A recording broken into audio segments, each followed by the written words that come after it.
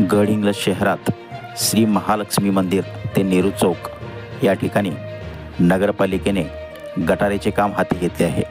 या गटारासाठी खोदाई देखील करण्यात आली आहे। मात्र सदर काम हे गेले 1.5 महिना झाले रखडले आहे। त्यामुळे या परिसरातील व्यापारी विक्रेते यांच्यासह नागरिकांनाही रहदारी करणे मुश्किलीचे बनले आहे।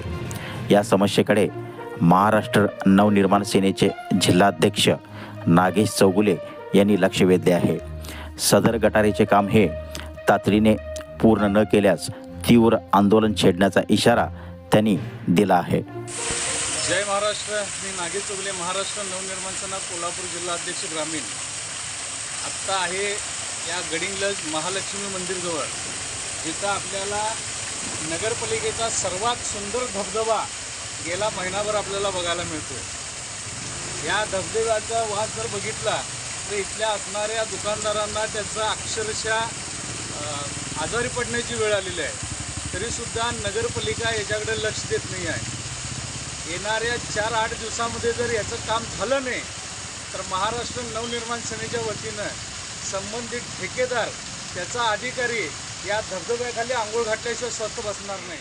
गेले 1.5 महिना या महालक्ष्मी मंदिराच्या जवळपासून ते नेहरू चौकापर्यंत जी गटर खणलेली आहे की महिनाभरामध्ये अक्षरशः याचं बिलकुलही काम त्यांनी केलेलं नाही आहे। मगाशी आपल्याला दाखवला सुंदर धबधबा आणि हे आता स्वच्छ तळं।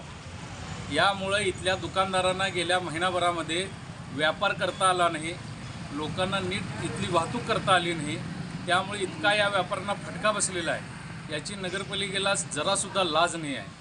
मी मगाशी त्या धबधब्याचं उदाहरण दिलं, आज या चौकाचं उदाहरण देतोय। खरं तर या नगरपालिकेनं तात्काळ ही असणारी गटर ही व्यवस्थित केली पाहिजे होती, पण अजूनही त्याच्याकडे दुर्लक्ष आहे। मगाशी सांगितलं होतं की येणाऱ्या 4-8 दिवसामध्ये झालं पाहिजे। जर अधिकारी जर काम करत नसतील तर त्या धबधब्याखाली आणि या तळ्यामध्ये त्यांना आंघोळ घातल्याशिवाय स्वस्थ बसणार नाही।